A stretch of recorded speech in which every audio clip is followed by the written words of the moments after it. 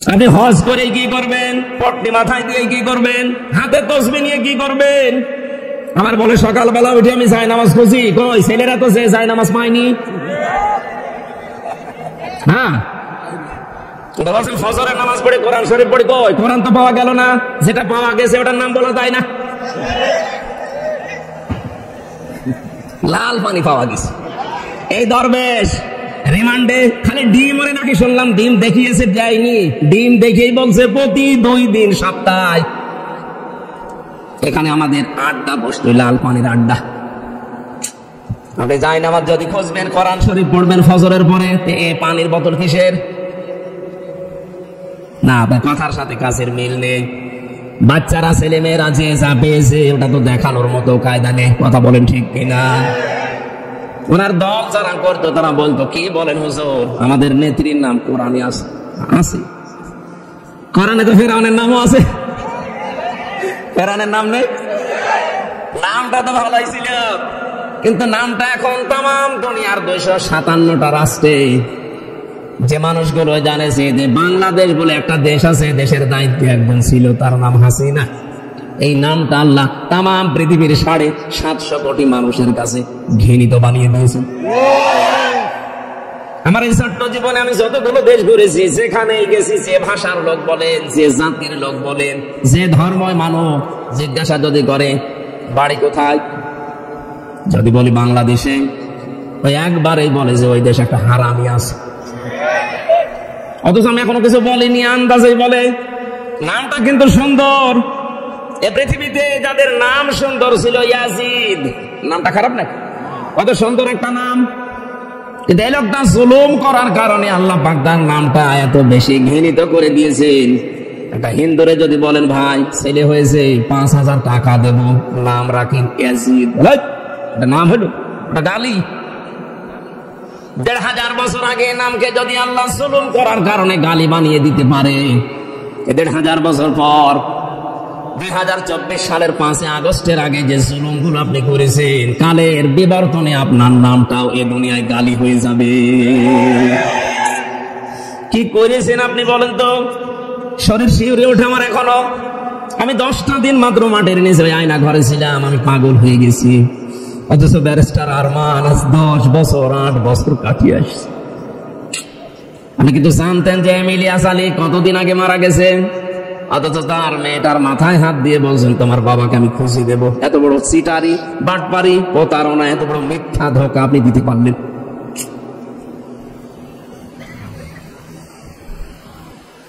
পৃথিবীর ইতিহাস যত আমি পড়েছি, বিশ্ববিদ্যালয়ে থাকাকালীন বহু উপন্যাস পড়েছিলাম, আমি বহু ইতিহাসের বই পড়েছি, কোনদিন এই কথা আমি পড়িনি, শুনিও নি পৃথিবীতে মানুষ হত্যা করার পরে তার লাশের উপরে কেউ ড্যান্স দিতে পারে। আমি পড়িনি, শুনিও নি। কিন্তু 2006 সালের এই অক্টোবরের 28 তারিখে আমি নিজে দেখেছি আশরাফুল মাখলুকাত জসিম ভাইয়ের মতো মানুষকে লগি বৈঠা নিয়ে সব চলে আসো রাজধানীতে। আপনার কথা মতো তারা গিয়েছিল, যাওয়ার পরে কি করলো দেখলেন না? মানুষ পিটিয়ে হত্যা করার পরে তার লাশের উপরে ড্যান্স দিল। ওই দিন থেকে তাদের বিবেক সব মরে গেছে। এরা মানুষ হত্যা করার পরে আবার নিজেদের এই কথা প্রকাশ করে। তার প্রমাণ এই টাঙ্গাইল জেলার সন্তান ডক্টর আব্দুর রাজ্জাক ঘন্টাখানেক আগে আল্লাহর ওলি ধরা পড়েছে। এই লোকটা হেফাজতে ইসলামের শাপলা চত্বরে যেভাবে মানুষকে ব্রাশ দিয়ে দুনিয়া থেকে বিদায় করে আবার ভিডিও করে বলছে যে দেখেননি কি করেছিলাম। মানুষের বিবেকে এটা বলে কি করে? একবারে সিরাজগঞ্জ থেকে যাচ্ছিলাম কুষ্টিয়ায়, বাসের পেছনে বসে আছি, ড্রাইভারের পেছনে। রাস্তার মাঝে দেখে একটা মরা কুকুর পড়ে আছে। ড্রাইভার সাহেব উপর দিয়ে না চালিয়ে বাম দিয়ে চালিয়ে দিল, গাড়ি একটু ঝাঁকি দিয়ে উঠেছে। ড্রাইভারকে বললাম আপনি এমন করলেন কেন? এখন অ্যাক্সিডেন্ট হয়ে যেত। আমারে বলছে হুজুর দেখেন না একটা মরা কুকুর পড়ে আছে, আমি ডবল করে ওর গার উপরে দেব, আমার বিবেক নেই। আমি বললাম তো মরা কুকুর, ও ডবল করে মারলেই কি আর না মারলেই কি? ড্রাইভার আমার দিকে ঘুরে বলছে হুজুর আপনি কি আসলে হুজুর? আপনি কেমন হুজুর? আপনি দেখেন যে একটা মরা কুকুর পড়ে আছে, আমি ডবল করে মারবো, আমার বিবেক নেই? হ্যাঁ, এই কথা শোনার জন্য আমি ছিলাম। পৃথিবীর নিকৃষ্ট দুইটা জীব, একটা কুকুর একটা শূকর, এর ভেতরে একটা মরে পড়ে আছে, তাও জীবিত না। মরা জিনিসকে আপনি ডবল করে মারতে চান না, আপনার বিবেক বাধা দেয়। অথচ 6 সালের অক্টোবরের 28 তারিখে আশরাফুল মাখলুকাত পিটিয়ে হত্যা করার পরে তার লাশের উপরে নাচ দিয়েছে। এদেরকে আপনি মানুষ মনে করেন, আমার তো মানুষ মনে হয় না। এই 15.5 বছরে এই জালেমদের দ্বারা যারা নিয়োগ পেয়েছিল তাদেরও বিবেক আল্লাহ মেরে ফেলেছিল। আমার রিমান্ডে যে আচরণ করেছে প্রশাসনের যে মানুষগুলো, বিশেষ করে গোপালী, এগুলোর আচরণ এত খারাপ, এত নিম্ন, এত নিকৃষ্ট, ভাষায় বলার মতো না। একজন আলেম মানুষ, এদেশে সবাই কম বেশি আমার চেনে যে আমির হামজা, কথা বলে না কেন? অথচ আমার চোখ কালো কাপড় দিয়ে বেঁধে, হাত পেছনে দিয়ে হ্যান্ডকাপ দিয়ে, মাজায় ডান্ডা বেড়ি দিয়ে, দড়ি টাঙিয়ে 11 ঘন্টা দিয়ে রেখেছি। আচ্ছা, নিজেরাই বলছে আপনি কিছু করেননি, আমরা জানি, কিন্তু আমরা যা বলতে বলছে এগুলো বলা লাগবে, এটা কথা হইল। অথচ বাইরে বলি ওড়াচ্ছে যে আমরা ন্যায় বিচার কায়েম করছি, এর নাম ন্যায় বিচার? ভালো মানুষ বাড়ি থেকে আপনি ধরে নিয়ে গেলেন, অথচ পেপারে দিতে বলছেন যে ওরা আমরা ধরেছি কুষ্টিয়ার চৌড়াহাট থেকে। ডাহা মিথ্যা কথা, এখান থেকেই মিথ্যা শুরু। পরের দিন আমার বাবাকে বলেছে যদি 10 লাখ টাকা না দেন 50টা মামলা দেব। আমার বাবা তো গ্রাম্য মানুষ, ও যা পেয়েছে আশপাশে সব বিক্রি করে বলেছে এই নেন, তাও 8 লাখ দিয়েছিল। ও শয়তানরা কথা নিজেরটা রাখে নাই, টাকা তো নিয়েছে, আবার 8টা মামলা দিয়েছে। আপনি এইরকম করলেন কি করে? এটা স্বাভাবিক হচ্ছে না শরীরটা, এই কারণে। ভেতরে আমার অবস্থা এমন করেছিল, আর যা খাওয়াইছে 3টা বছর ফাঁসির কন্ডেম সেলের ভেতরে রেখেছে। শরীর এত চেষ্টা করছে কিন্তু স্বাভাবিক হয় না। কিছুদিন পরে আবার রক্তের হিমোগ্লোবিন কি একটা আছে না, এটা কমে যাচ্ছে। এই জন্য শরীর ঘামতে দেয় না। ডাক্তাররা বলেছে যদি শরীর ঘামে তাহলে আবার আপনি পড়ে যাবেন। এই যে 10 দিন বিছানা পড়েছিলাম, ডাক্তার আমারে বলেছে আপনাকে কথা বলা লাগবে কম, 2 নম্বরে রাত জাগা যাবে না, ডায়াবেটিস 19-এর উপরে। এই জেলে যাওয়ার পরে এগুলো সব, আমার জীবনেও ডায়াবেটিস আমার বংশে নেই। চিন্তা এবং অত্যাচারের কারণে মানসিক একটা টেনশন আর নির্যাতন। রাত 10টার পরে বারবার বলে যে ঘুমিয়ে পড়বেন, নয়তো কিন্তু আবার বেড়ে যাবে। আবার এই 10 দিন না, তখন আবার বছরের পর বছর পড়ে থাকা লাগবে। আমি এখানে হাতে পায়ে ধরে কমিটিকে বলছি প্রত্যেক জায়গায় যে ভাই আপনি যাই করেন, আমি তো এমনি যেতে চাচ্ছি না, জোর করে আপনারা নিয়ে আসছেন, আমার রাত 10টার ভেতরে মাহফিল শেষ করা লাগবে। কথাও দিল যে হ্যাঁ ঠিক আছে। এখানে আসার পরে আমি সে মাগরিব থেকে বলছি যে আমরা রাত 10টার ভেতরে শেষ করবো, আপনারা কথা রাখেন না। যে আবার যদি অসুস্থ হয়ে পড়ি যখন 10টা বাজে, ঝামেলা হবে না বলেন? প্রত্যেক দিন অনুষ্ঠানগুলো নিয়ে আসে বাংলাদেশের বিভিন্ন প্রান্তে প্রান্তে। আপনাদেরটাই নাকি আর তারা মানুষ না? লক্ষ লক্ষ টাকা খরচ করে যদি না যায় তাদেরও একটা ঝামেলা, আমারও তো কথা। আশা করছি এটা রেকর্ড হচ্ছে, কালকে সারা দেশে যাবে। কমিটির যারা আছেন দায়িত্বে, বাংলাদেশের যে জেলায় আমার মাহফিল আছে, আপনাদের আমি পায়ে ধরছি। আমি নিজে কন্ট্রোলে নেই, আমি তো আবার স্বাভাবিক থাকবো নাকি? আগামী থেকে যারাই নেন আমার রাত 9টায় তুলে দেবেন, 10টা 10:30টায় মাহফিল আমি শেষ করে দেবো। নয়তো আমারে নেবেন না, অন্য ফসল নিয়ে আসেন, আমারে নিয়েন না ভাই, আমার মেরে ফেলবেন। আপনি গরু দিয়ে চাষ করে খাবেন, গরু যদি মরে যায় আমার কিন্তু কিছুদিন বেঁচে থাকা লাগবে। আশা করছি কথাটা রাখবে। আমি পেশা বাদুর চামচিকার কথা বলেছিলাম এই কারণে যে এদের নাম শুনলেই বোঝা যাচ্ছে যে না এর চেহারা ভালো হবে না। এই জন্য রাতে যখন সে যায় মানুষের শুধু ক্ষতি করে বেড়ায়। এই পৃথিবীতে যে মানুষগুলো শিরিক, বেদাত, কুফর এবং জুলুমের অন্ধকারের পথগুলো বেছে নিয়েছে, এই মানুষগুলো স্বাভাবিক না। দিনের আলো, কোরআনের আলো, ইসলামের আলো এদের সহ্য হয় না। এই মানুষগুলো তখন জুলুমের অন্ধকারের পথ বেছে নেয়। বেছে নিয়ে ঠিক থাকে, হাজারো মানুষকে বিনা কারণে ধরে গুম করে আর আয়না ঘরে রাখে। আয়না ঘর নাম শুনেছে, মনে করছেন যে চারিদিকে আয়না দেওয়া। একটা জীবিত মানুষ মাটির নিচে 2-4 বছর, 2-4 দিন 5 দিন পরে যদি ছেড়ে দেয় তো বাঁচা যায়। 8 বছর 10 বছর, আমি তো 14 বছরের মানুষ দেখেছি। ঢাকার একজন বিএনপি নেতার নাম আমার এখন মনে নেই, উনি অনেক দিন ওখানে আছে, এখন মনে হয় তাকে মেরে ফেলিস, এখন আসেননি।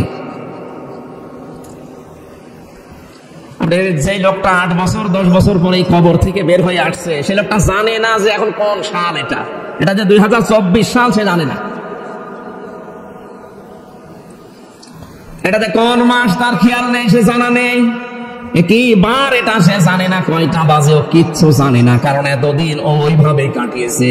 কখন নামাজের সময় হয়, কখন চলে যায় ও নিজেও জানি না। আর যারা দায়িত্বে থাকে ও শয়তানরা বলেও না। নামাজের সময় যদি কেউ নামাজ পড়তে যায়, আমি দেখেছি এত জোরে মিউজিক দেয়, গান দেয়, আপনার সোরা কেরা সফল হয়ে যাবে। খাবার দাবার যে অবস্থা, সকালে পোষা ছোলা দেয়, দুপুর বেলা খাবার দেয়, তাও মনে হয় কেউ মাখিয়ে দিয়েছে, খেলে খান, না খেলে রোজা থাকবে। এ কঠিন অবস্থা আমার আল্লাহ সহ্য করেননি, এমন ধরা ধরেছে বাপ বলার সময়ও পাইনি। এখানে যে মানুষগুলো কোরআনের কথা শোনার পরে যে দেখে না, সারা জীবন আমার জীবনে জুলুম, শিরক, বেদাত আর কুফরি দিয়ে ভরপুর ছিল, অন্ধকারের পথ। কোরআন আসলে ওই জায়গাটা আলো হয়ে যাবে, ওই মানুষগুলো তখন রাগ করবে। আপনাকে যারা নিয়ে এসেছিল ওদের ভেতরেও যদি এই গুণগুলো থাকে, তারাও আপনার প্রতি রেগে যাবে। এজন্য আপনি কারো দিকে তাকাবেন না। আমি যেভাবে আপনাকে প্রচার করার জন্য বলেছি, কোরআনে কারীম আপনি ওইভাবে প্রচার করবেন। এই নির্দেশ কার? আমরা এই নির্দেশটা সামনে রেখে আল্লাহর দিকে তাকিয়ে তেলাওয়াতকৃত আয়াতটা আমি তাফসীর আকারে কথা বলবো। আপনারা লিখেই দিয়েছেন তাফসীরুল কোরআন মাহফিল। আল্লাহ আমাকে যেন বলার মতো তৌফিক দান করেন, বলেন আমিন। জবান ছেড়ে কোরআনের সোনালী আয়াত একবার পড়ে নিন। আউযু বিল্লাহি মিনাশ শাইতানির রাজিম। বিসমিল্লাহির রহমানির রহিম। শারআ লাকুম মিনাদ-দীনি মা ওয়াসসা বিহি নূহান ওয়াল্লাযী আওহাইনা ইলাইক ইলা আখিরি আয়া। সূরা শুরা। কোন সূরা? বলেন বলেন। সূরা শুরা 53টা আয়াত আছে। আমি 13 নম্বর আয়াতটা পড়েছি। এর শাব্দিক অর্থ যত তাফসীর আছে পৃথিবীতে, প্রত্যেকটি মুফাসসির শুরা শব্দের শাব্দিক অর্থ দিয়েছে পরামর্শ। এই যে যারা পরামর্শের ভিত্তিতে কাজ করেন না, নিজে যা মনে চায় তাই করেন, সে রাষ্ট্র টেকে না। এই দেশে 1628টা চেয়ার ছিল, একটা চেয়ারের শুধু হাত খোলা ছিল, বাকি 1627টা চেয়ার সব হাত বাঁধা ছিল। কারো পরামর্শের তোয়াক্কা করতো না, মনে যা চায় তাই করতো। কথা বলেন এখানে, আপনি বাস্তবে এইটাই দেখেছি আমরা। কত মানুষ বুঝ দিয়েছিল না, কারো বুঝ নেবে না, ওনার মনে যা আসে উনি তাই করবে। আল্লাহ পাক বলেন, ওয়ামরুহুম শুরা বাইনাহুম ওয়া মিম্মা রাযাকনাহুম ইউনফিকুন। হে নবী, আপনার উম্মতদের ভেতরে যারা দাবি করে যে আপনার উম্মত তাদের ভেতরে এই গুণটা থাকবে, তারা যখন যা করবে পরামর্শের ভিত্তিতে করবে। অথচ এটা 15.5 বছর আমরা দেখতে পাইনি। একক সিদ্ধান্তে দেশ চলেছে, শুধু নির্দেশ আসতো ওই দেশ থেকে, তাই একা চালানোর কারণে আল্লাহর রহমত বরকত আল্লাহ সব তুলে নিয়েছে। আমরা পরামর্শের ভিত্তিতে কাজ করতে চাই, আর এই পরামর্শ যেখানে হয় তার নাম সংসদ। ওর নাম কি? সংসদ। এজন্য শুরা শব্দের দ্বিতীয় অর্থ হচ্ছে সংসদ। এখানে যেতে হলে নির্বাচিত হয়ে যাওয়া লাগে নাকি?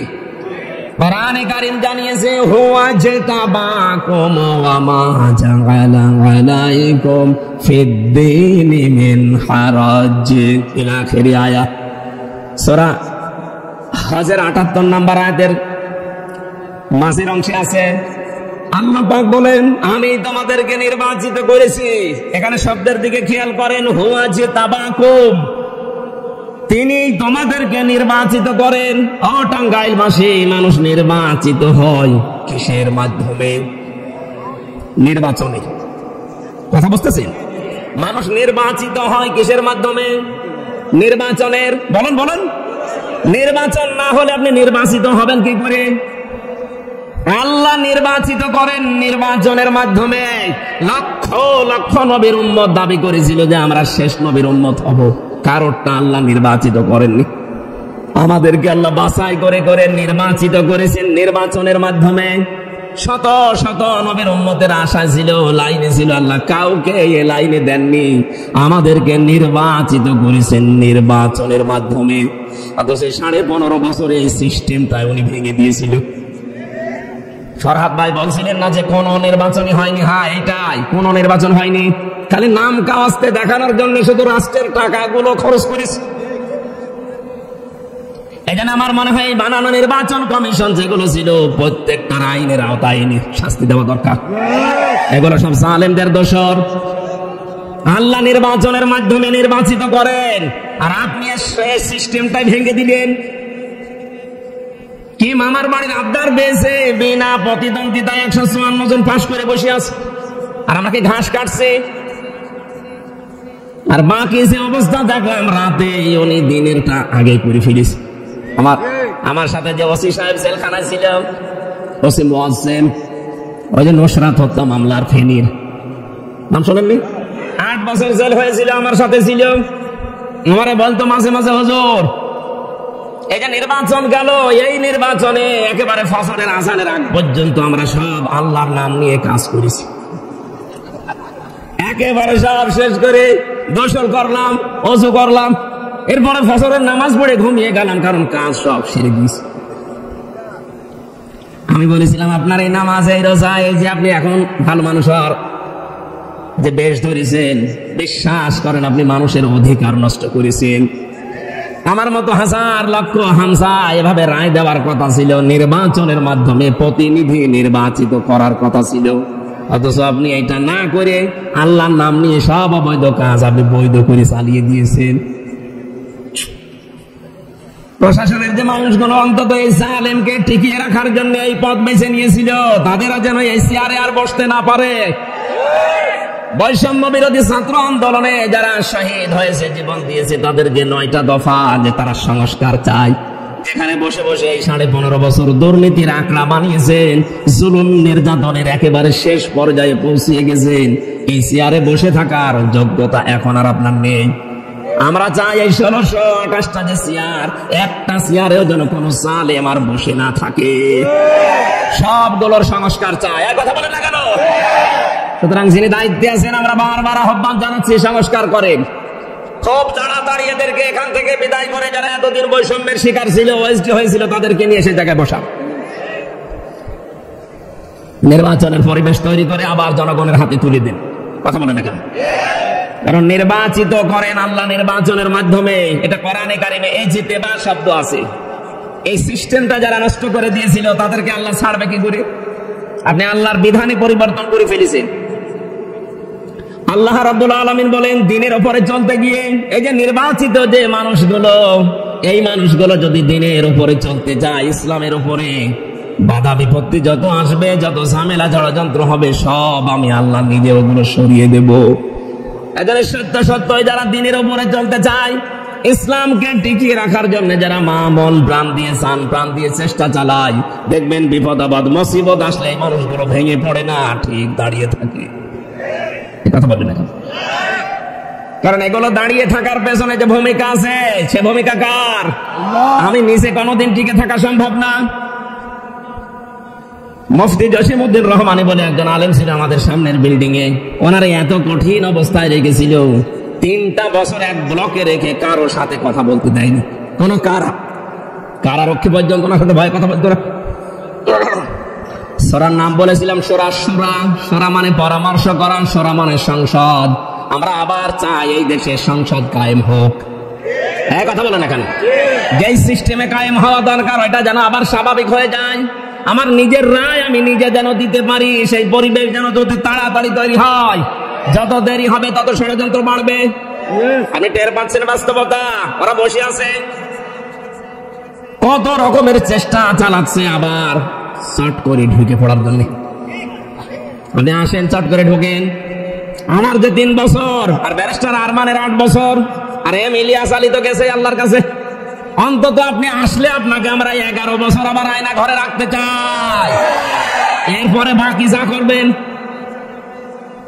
আমি যতটুকু বাস্তবতা বুঝেছি, আমার ওই ছোট মেয়ে যেটা 4 বছর এখন বয়স, ওই সময় ওর 1 বছর ছিল, ওর যে ঘৃণা, যে রাগ, এই নামটা শুনলে ও এমনি রেগে যায়। ওকে কাজে যেন বুঝিয়েছে, তো তোমার বাবাকে এভাবে বিনা কারণে 3টা বছর আটক করেছে, যে এই নাম শুনলে ওর রাগ হয়ে যায়। আমার ছোট মেয়েটার যদি অবস্থা হয়, বলেন তো ম্যাডামের কি অবস্থা হবে? সারা দেশের 18 কোটি মানুষও যদি তোমাকে মাফ করে দেয়, ব্যারিস্টার আরমানের বউ জীবনও মাফ করবে না। 8টা বছর তার স্বামী ছাড়াও জানে না স্বামী বেঁচে আছে কিনা। আরে ভাই, আপনি যদি বলতেন যে মেরে ফেলেছি, তাহলে তো তার বউটা অন্য জায়গায় বিয়ে করতে পারতো। কথা বলে দেখেন, এমন অবস্থায় রাখলেন যে অন্য জায়গায় সংসার করবে না। যদি দেখে যে 1 বছর পরে ফিরিয়েছে, তখন তার সন্তানগুলো কি হবে, কি অবস্থা তাদের পরিবারে গেছে। এরপরও মানুষ জালেমে সাফাই গায়। আমার তো মনে হয় যে মানুষগুলো বিবেক করে পোশাক করেছে। আজকে থেকে সিদ্ধান্ত নেব, সোরার আলোচনা শুনছে, পরিবার থেকে শুরু করে রাষ্ট্রের একেবারে সর্বোচ্চ চূড়া পর্যন্ত যেখানে যে কাজ আমরা করব, এখন থেকে পরামর্শের ভিত্তিতে করব। এটা ইবাদত। আপনি পরিবারে যদি স্ত্রীর সাথে বসে কোনো বিষয়ে পরামর্শ করে সিদ্ধান্ত আপনি নেন, কিন্তু পরামর্শ করেন পুরাটা সওয়াব, একেবারে লিখিত সওয়াব হবে।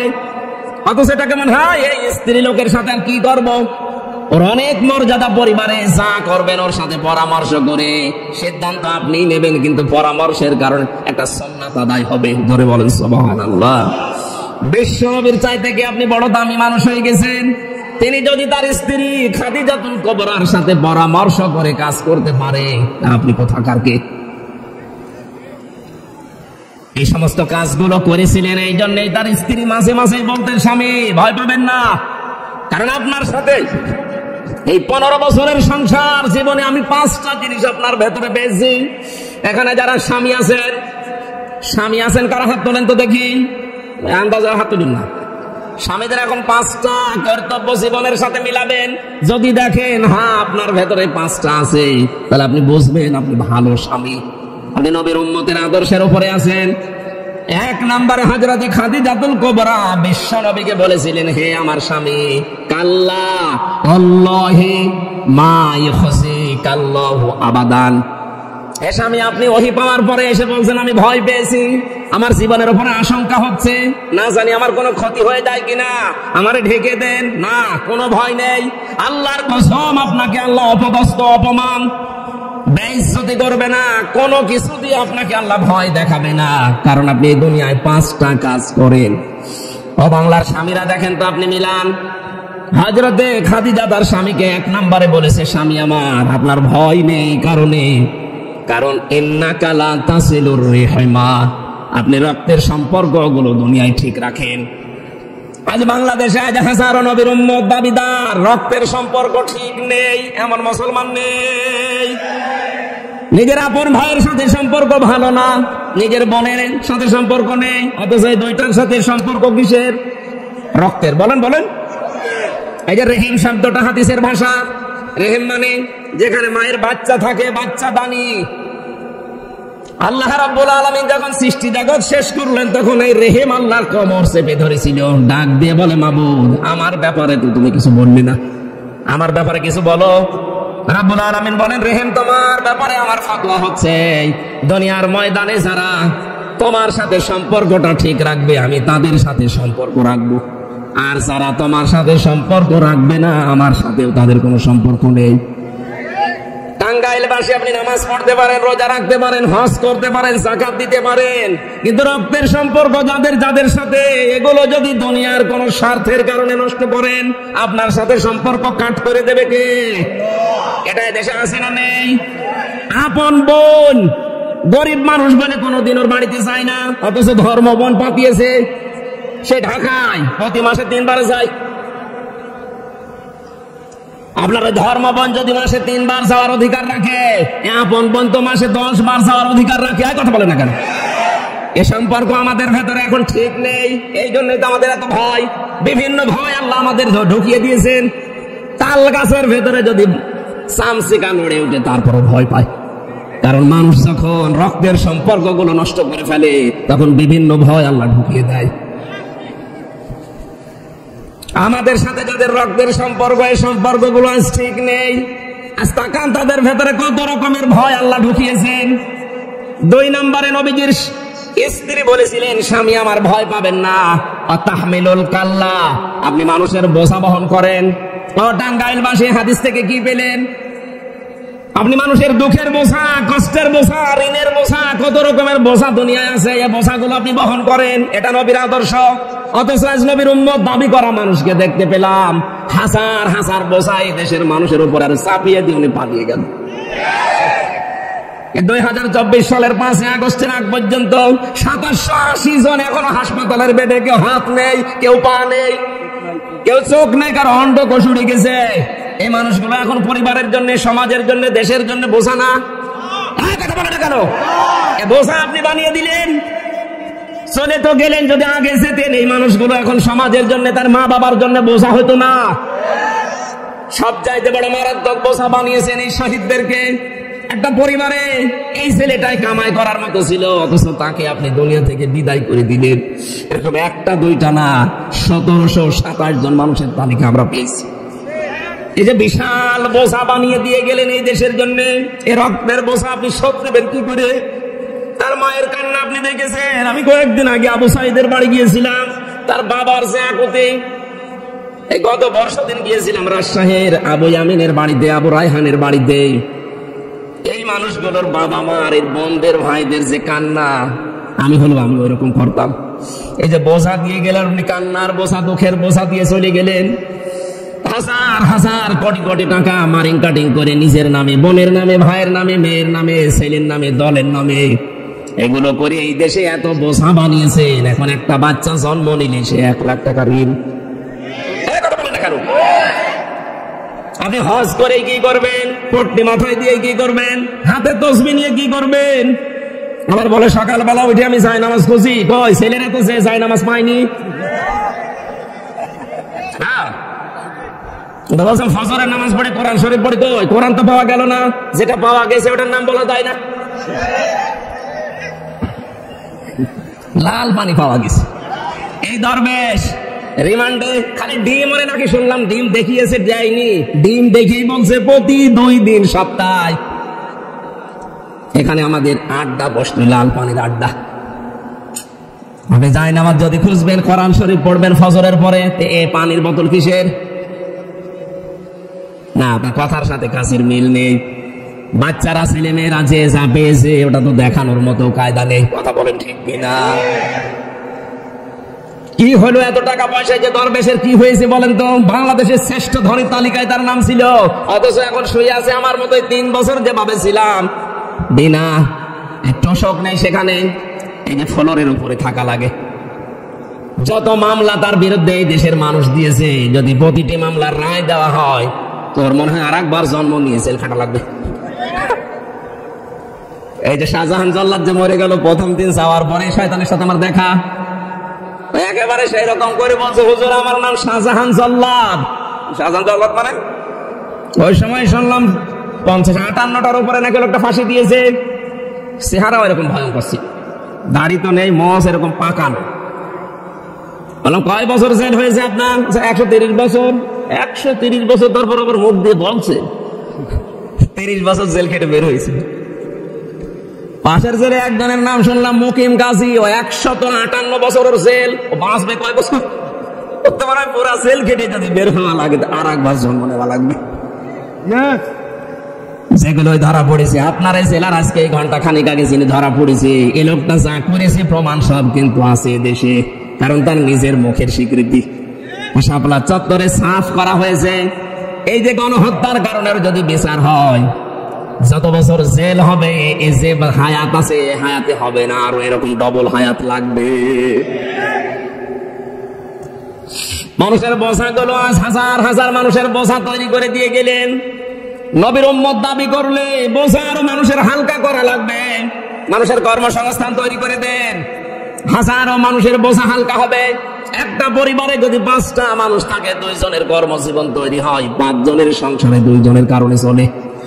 বাংলার মুসলমানের আহ্বান জানাচ্ছে, আপনাকে আমি দান করতে বলি না, কিন্তু আপনার যদি টাকা থাকে, টাকাগুলো এমন এমন কাজ করেন যেই কাজের দ্বারা আরো 5 জন, 10 জন, 50 জন মানুষের কর্মসংস্থান তৈরি হয়। এটা পৃথিবীর সবচাইতে বড় ইবাদত। খায়রুন নাস মান ইয়ানফাউন নাস। নবীজি বলেন, আল্লাহর দৃষ্টিতে, আমার দৃষ্টিতে বড় ভালো মানুষ ওইটা যেই মানুষের দ্বারা মানুষের উপকার হয়। সুবহানাল্লাহ বলতে পারেন না? এদেশের দায়িত্বে যারা আসবে, তারা জানি এই কাজটা খুব ভালো করে করেন। মানুষের কাছে হাত পাতার দরকার নেই। টাকাগুলো নিয়ে বেগম পাড়া বানিয়ে আপনি কি করলেন? কে থাকবে? আপনার তো বেগম নেই। এই যে কালামানিকের শুনলাম বিসি উড়ে গেছে, ওর বেগম থাকবে?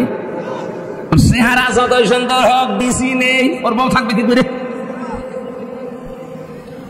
কি করেছিল লোকটা এই জালেমদের কথা মতো বিচার ব্যবস্থাকে? এর মতো কলুষিত এই দেশে আর কেউ করে না। কথা বলেন না কেন? স্ত্রী ডাক দিয়ে বলছেন, স্বামী আমার, আপনি বস্ত্রহীনকে বস্ত্র দান করেন, যারা উলঙ্গ হয়ে থাকে, অর্ধ উলঙ্গ হয়ে থাকে, মানুষের পোশাক আশাকের ব্যবস্থা করেন। আজ হাজারো মানুষের কর্মসংস্থান থেকে তৈরি করে মানুষের যাদের বস্ত্রের অভাব আছে, অন্যের অভাব আছে, এই চাহিদাগুলো যারা মেটানোর জন্য কাজ করছে, সে যে দলের লোক হোক, এই মানুষগুলোই নবীর উম্মত। তারাই মাত্র এই দেশে যারা আছে, এই মানুষগুলোই শ্রেষ্ঠ স্বামী। তাদের ভয় লাগবে না, কেউ ভয় দেখাতেও পারবে না। আপনি মেহমানদারি করেন। আরে ভাই, মেহমান তো আমরাও ছিলাম 3 বছর। ধবন্দীদের সাথে যা আচরণ করেছে এই দেশে 15.5 বছরে, কারাবন্দীদের সাথে ওই রকম আচরণ ওরা করতে পারে না। যুদ্ধবন্দী আর কারাবন্দী আকাশ পাতাল। আমরা কি যুদ্ধবন্দী ছিলাম না কারাবন্দী? বলেন বলেন। কারাবন্দীদের সাথে যা করেছে তুলে ধরার মতো না। অথচ নবী কি যুদ্ধবন্দীদের সাথে কি করলেন? হাদিস, বদরের যুদ্ধে সুমামা ইবনে ওয়াসাল, এই লোকটাকে সাহাবায়ে কেরাম মসজিদ নববীর ভেতরে খুঁটি দিয়ে বেঁধে রেখেছিল। খুঁটিতে বেঁধে রাখার পরে নবীজি আসলেন রাতের বেলা। এই লোকটা যেমন তেমন মানুষ না ছিল, ইয়ামামার বিগ লিডার, বড় সর্দার ছিল, নেতা ছিল। আসার পরে বলছে, কি অবস্থা তোমার? কি করব তোমার সাথে, তুমি বলো। সুমামা বলে, মুহাম্মদ সাল্লাল্লাহু আলাইহি ওয়াসাল্লাম আপনার এখন বেঁচেও রাখতে পারেন, আপনি মেরেও ফেলতে পারেন।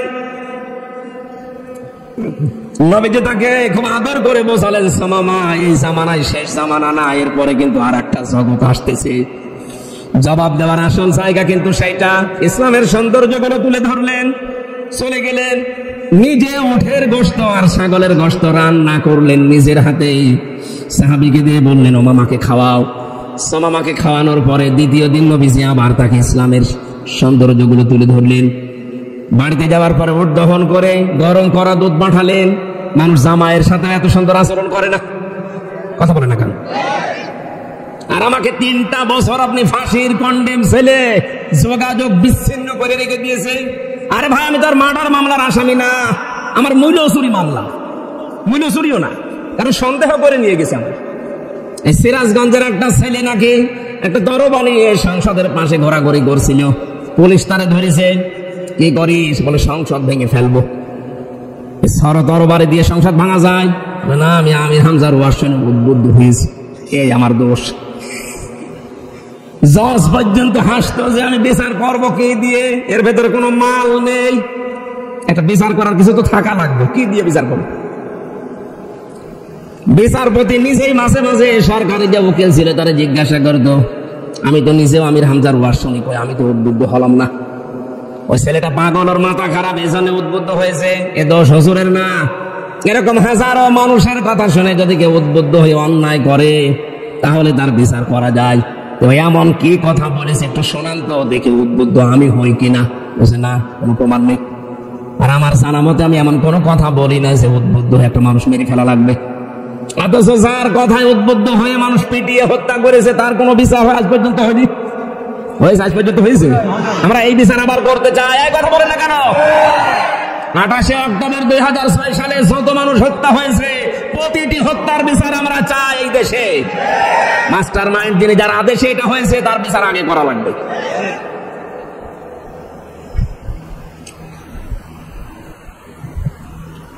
যুদ্ধবন্দির সাথে আচরণ করার পরে তৃতীয় দিন নবীজি বললেন, যে আবার ছেড়ে দাও। সাহাবায়ে কেরাম বলে, হুজুর আপনি কি বলেন? লোকটাকে ছেড়ে দেবো মানে? তো ভয়ঙ্কর মানুষ। বলে, আমি যা জানি তোমরা তা জানো না, ছেড়ে দাও। ছেড়ে দেওয়ার পরে লোকটা যাচ্ছিল ইয়ামামায়। হঠাৎ মদিনার শেষ প্রান্তে যে একটা কুয়াতে গোসল করার পরে তার মনের ভেতরে আল্লাহ পাক পরিবর্তন দিয়েছে নবীর ওই 2 দিনের দাওয়াতে। চলে আসলেন, বললেন ইয়া রাসূলুল্লাহ, আমি আর বাপ দাদার ধর্মে ফিরে যেতে চাই না, আপনি মেহেরবানি করে ইসলামের এই সুশীতল ছায়া আমারে আশ্রয় দেন। লা ইলাহা ইল্লাল্লাহ মুহাম্মাদুর রাসূলুল্লাহ। ডাক দিয়ে বলেন, হে রাসূল, আজকের এই দিন থেকে, এর আগে আমি যতদিন আপনার নাম শুনেছি এই মোহাম্মদ নামটা আমার কাছে সবচাইতে ঘৃণিত ছিল। আজকে আমার মনে হচ্ছে মোহাম্মদের চাইতে পৃথিবীতে আর প্রিয় নাম আমার কাছে নেই। এতদিন পর্যন্ত ইসলাম আমি সব ধর্মের চাইতে নিকৃষ্ট মনে করতাম, আজকে আমার কাছে মনে হচ্ছে তাম দুনিয়ায় যত ধর্ম আছে 4500-এর উপরে, সব ধর্মের চাইতে আমার কাছে ইসলাম অন্যতম। দুনিয়ায় যত জায়গা আছে সব চাইতে নিকৃষ্ট জায়গা মনে করতাম এই মদিনাকে। আজকে আমার মনের ভেতরে এমন একটা পরিবর্তন আল্লাহ এনে দিয়েছেন, তাম দুনিয়ার চাইতে এই মদিনার মহব্বত আমার অন্তরে সব চাইতে বেশি। তিনি ওখান থেকে ইয়ামামার যেহেতু বিগ লিডার ছিলেন, বোম আসতো ইয়ামামা থেকে মক্কায়, উনি বন্ধ করে দিয়েছিলেন। আল্লাহর নবীর দাওয়াত যারা গ্রহণ করে না তারা না খেয়ে মারা যাক, আমি আর বোম পাঠাতে দেব না। এই যে আমেরিকা বিভিন্ন স্যাংশন দেয় মাঝে মাঝে, কি অর্থনৈতিক যে স্যাংশন দিত, খাদ্যের স্যাংশন দিত, এগুলো নিয়েছে হযরতে ওমর সুমামা ইবনে ওয়াসাল রাদিয়াল্লাহু তাআলা আনহুর থেকে। শেষ পর্যন্ত বিশ্ব নবীর হস্তক্ষেপে এটা আবার চালু হয়, ওই মানুষগুলো আবার খাবার পেতে থাকে। আমি যেটা বোঝাতে চাই, আল্লাহর নবী মানুষের মেহমানদারি করিয়েছিলেন যুদ্ধবন্দির সাথে, যেটা 15.5 বছরে আপনি কারাবন্দির সাথে এরকম করতে পারেননি। তারেক জিয়া সাহেবের পিএস অপু ভাই আমার পাশেই ছিলেন, এবং তার বন্ধু গিয়াসউদ্দিন মামুর 17 বছর ছেলে, উনি আমার নিচতলায় ছিলেন। আমি দেখেছি লোকটার উপরে এত বেশি টর্চার অত্যাচার মানসিক ভাবে, এমনিতেই এক ব্লকে একা দিয়েছে, কেউ কথা বলা যাবে না ওনার সাথে, আবার ক্যামেরা ফিট করে রেখেছে সিসি, ওই উপর থেকে বসে বসে দেখে যে ওর সাথে দেখা করে কে কথা বলে। এটা তো মানসিক কত বড় একটা যন্ত্রণা, এমনি 17 বছর ছেলে, তার ভেতরে আবার এত মানসিক ঝামেলা চাপ। কাবু হয়ে গিয়েছিল, এখন হয়তো বের হয়েছে না ভাই, বের হয়েছে। বিরোধী মতকে দমন করার জন্য মানুষ যেন মাথা তুলে দাঁড়াতে না পারে, যা করেছে আল্লাহ পাকের আরশ পর্যন্ত আমার মনে হচ্ছে কেঁপে গেছে। আল্লাহ তো এমনি ধরে না, এই কারণে ধরেছে, এমন ভাবে ধরেছে আখাযনাহুম বাগতাতান ফাইদাহুম মুবলিসুন। সূরা আনআমের 44 নম্বর আয়াতের শেষের দিকে আছে, আল্লাহ পাক বলেন, জালেমরা যখন জুলুম করার পরে আনন্দ করে, অত্যাচার করে, অট্টহাসিতে নিজেদের ভেতরে ফেটে পড়ে, আমি আল্লাহ তখন ওদেরকে আকস্মিক ভাবে এমন ভাবে ধরি, ওই মানুষগুলো নিঃশ্বাস ফেলার সময় পায় না।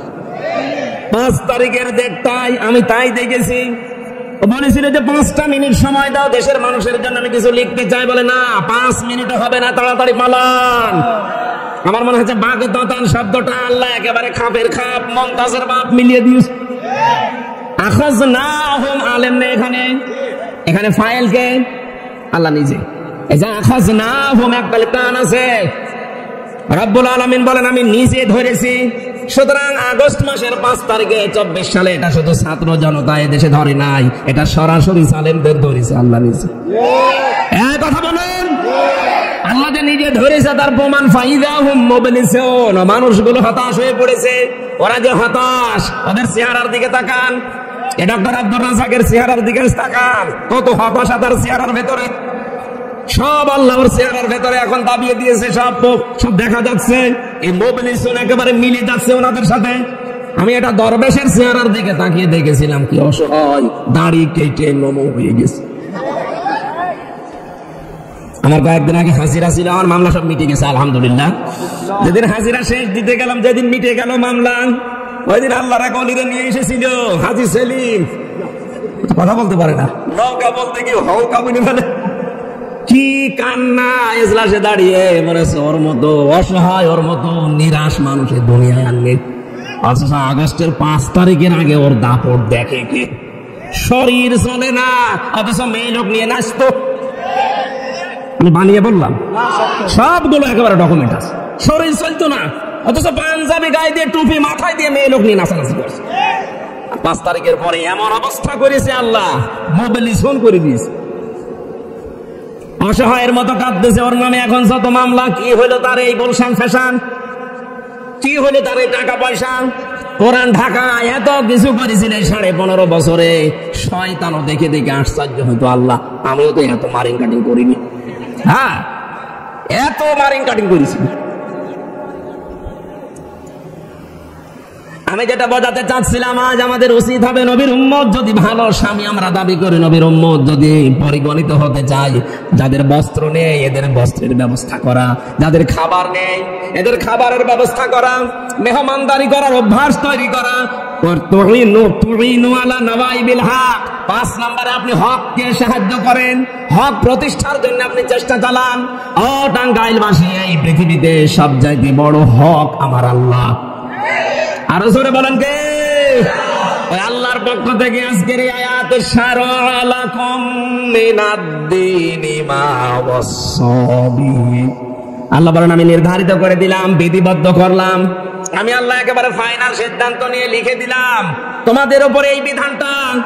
এই দুনিয়াতে তোমরা শারআ লাকুম মিনাদ-দীন, এই যে দিন শব্দটা আল্লাহ দিলেন প্রথমেই। দিন মানে কি? কোরআন শরীফের ভেতরে আমি দিনের 19টা অর্থ পেয়েছি। আমি তাফসীর আকারে এবার কথা বলছি, খুব খেয়াল করে শুনবেন। কোন মানুষ যদি দিন, আমাদের বিশেষ করে বাংলাদেশ, ভারত, পাকিস্তান, এই 3টা দেশে আমাদের ভেতরে একটা ভেজাল ঢুকে পড়েছে। আমরা মনে করি দিন মানে ধর্ম। দিন মানে কি? বলেন বলেন না, দিন মানে শুধু ধর্ম না। দিন পুরা কোরআন শরীফে দিনের অর্থ আছে 19টা। আমি একটা একটা করে সামারাইজ করে বলছি, আপনি মিলান। দিনের 1 নম্বর অর্থ দিন মানে কিয়ামতের দিন। এজন্য প্রত্যেক দিন 17 বার আমার এই জবান দিয়ে আল্লাহ পাক তার সামনে দাঁড় করিয়ে এই শব্দটা আমারে বলাই, মালিক ইয়াউমিদ্দিন। জবান খুলে আয়াতটা পড়েন, মালিক ইয়াউমিদ্দিন। রব্বুল আলামিন বলেন আমি কিন্তু কিয়ামতের দিবসের মালিক। এই যে বিচার হবে, এই দিবসের মালিক কে? এখানে দুনিয়ায় যারা বিচারে আছেন, সবচাইতে বড় সতর্ক তাদের জন্য, আপনার বিচারই শেষ বিচার না। শেষ বিচার আখিরাতের বিচার। ওই দিকে তাকিয়ে আপনি বিচার করবেন। এই 15.5 বছরে এই বিশ্বাসটাই ছিল না, এই জন্য তো এত অবিচার। এই কথা বলেন না কেন?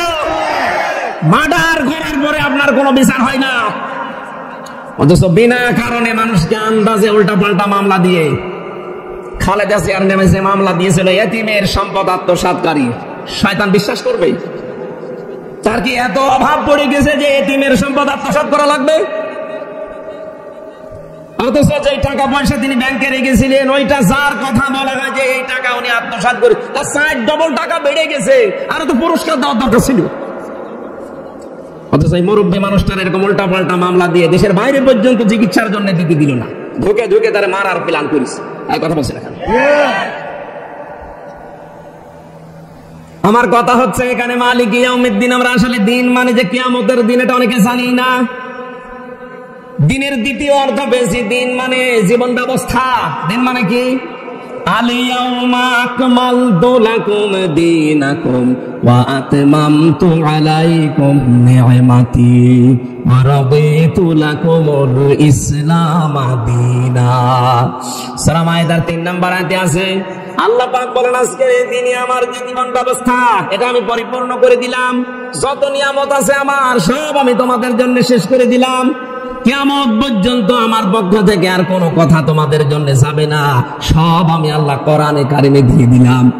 রাদিতু, আমি নিজে রাজি হয়ে গেলাম, লাকুমুল ইসলাম দীনা, তোমাদের জন্য একটা জীবন ব্যবস্থা, তার নাম ইসলাম।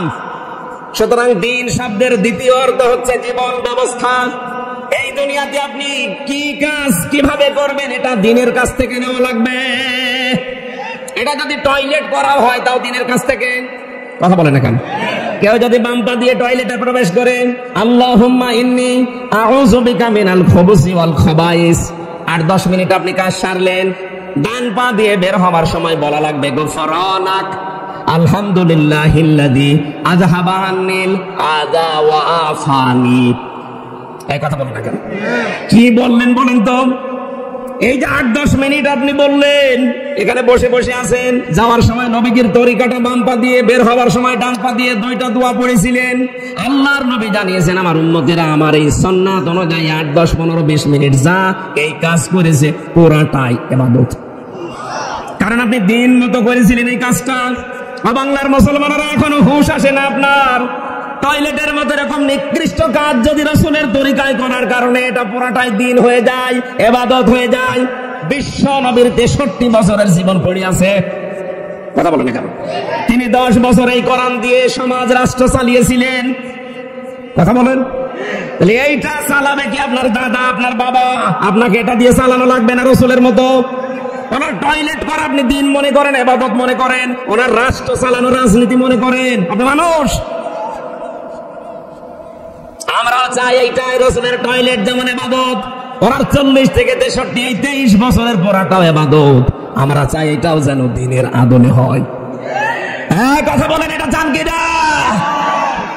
53 বছরে এটা আজকে এমনি, এই জন্য আমরা টয়লেটে গেলে, মসজিদে গেলে ভালো লাগে। কিন্তু পৃথিবীর জমিন চালাতে হবে একেবারে ইউনিয়ন থেকে শুরু করে সংসদ পর্যন্ত আল্লাহর এই বিধান মতো রাসূলের ওই তরিকায়। এইটাও দিন। এটাও কি এই দিন? আমরা আজ বুঝি না, এই বোঝাতে গেলেও কিছু মানুষ বুঝতে চায়, কারণ সারা জীবন তো আমাদের সামনে ওইভাবে আলোচনা হয়েছে। বাবা বাজার থেকে একটা মাছ নিয়ে আসবে, কিন্তু দোকানদার বলছে দেখেন এটা কিন্তু 4 কেজি ওজন, এই বোয়াল মাছ। আপনি যদি নিতে চান তাহলে কেটে কেটে নিতে পারেন 1 কেজি। পিস পিস করে দিয়েছে। বাড়িতে নিয়ে আসার পরে মেয়ে যখন দেখেছে বলছে বাবা কি? বলছে বোয়াল মাছ। মেয়ে মনে করছে বোয়াল মাছ মনে হয় এতটুকুই হয়। দ্বিতীয় দিন আবার 1 কেজি নিয়ে এসেছে, বলছে বাবা কি? বোয়াল মাছ। ও মেয়ের বিশ্বাস যে বোয়াল মাছ এতটুকুই। তৃতীয় দিন একেবারে 2 কেজি ওজনের একটা বোয়াল ঘাড়ে করে নিয়ে আসতেছে। ডাক দিয়ে বলছে আব্বা এটা কি? বলছে বোয়াল মাছ। মেয়ে বলছে না, এ বোয়াল আমি খাবো না, এ বোয়াল নেবো না, এটা বোয়াল না। আগে জানিয়ে এসেছিল ওটাকে বোয়াল, কথা বলছে না কেন? ওটা বিড়ালের পুষ। এখন যেটা নিয়ে এসেছে পুরাটা একটা বোয়াল মাছ। এতদিন পর্যন্ত আংশিক ইসলামের কথাবার্তা আমরা শুনেছি, পূর্ণাঙ্গ দিনের কথা শুনলেই মানুষ মনে করে এটা আমি খাবো না, নেব না। কারণ আমাদের অভ্যাস হয়ে গেছে 53 বছর বোয়াল মাছ মনে হয় এতটুকু। বোয়াল এতটুকু হয়? বলুন, বোয়াল মাছ 10 কেজি ওজনের আছে, আমাদের জানাই নেই। দিনের ভেতরে আপনি টয়লেট করা আছে, মসজিদে যাওয়া আছে, এইটা বিশ্বাস করেন। দিনের ভেতরে যে চোরের হাত কাটা আছে এইটা আপনি মানেন না। এটা যদি কায়েম করতে পারতেন তাহলে এই দরবেশের হাত থাকতো। 36,000 কোটি টাকা চুরি করেছে। ওর হাত 2টা না, আরো যা আছে সব কাটা পড়ে যেত, কথা বলেন। কারণ হাত কাটার পরে আমরা জানি অপরাধ যদি কেউ করে ডান হাত, এরপরে বাম হাত, এরপরে ডান পা, এরপরে বাম পা, বিপরীত দিক থেকে। ও যা করেছে 4 হাতের পরে আরো যা আছে শরীরে, ও ঠ্যাং যা আছে সব কাটা পড়েছে। এই জন্য ওরা চাই না যে কোরআনের এই যে দিন মানে যে জীবন ব্যবস্থা, এটা যেন মানুষ না জানে। এটা আমরাও জানাতে পারি নাই, মানুষও জানে না, আর জানতেও দিতে চায় না। এইভাবে দিনের ব্যাখ্যা বললে ওরা বলে হুজুর রাজনীতি, এই জন্য অনুমতি দেয় না। আরে শয়তান, এইটাই আসল দিন, এইটাই আসল জীবন ব্যবস্থা। দিনের 3 নাম্বার অর্থ, দিন মানে ধর্ম, যেটা আমরা মনে করছি। হ্যাঁ, এটাও আছে সূরা আলে ইমরান 3 নাম্বার পারা 13 নাম্বার না 11 নাম্বার পৃষ্ঠা 4 নাম্বার লাইনের 19 নাম্বার আয়াতে আছে প্রথম অংশে, ইন্নাদ-দীনা ইনদাল্লাহিল ইসলাম। আল্লাহ পাক বলেন অবশ্যই আমি আল্লাহর কাছে মনোনীত ধর্ম ইসলাম। মনোনীত ধর্ম কি? দিনের 4 নাম্বার অর্থ পেয়েছি আমি রাষ্ট্রীয় আইন। কি বললাম? বলেন বলেন। সূরা ইউসুফের 76 নাম্বার আয়াতের মাঝের অংশে এটা পাবেন, মা কানা লিয়াখুযা আখাহু ফি দীনিল মালিকি ইল্লা আইয়াশা আল্লাহ।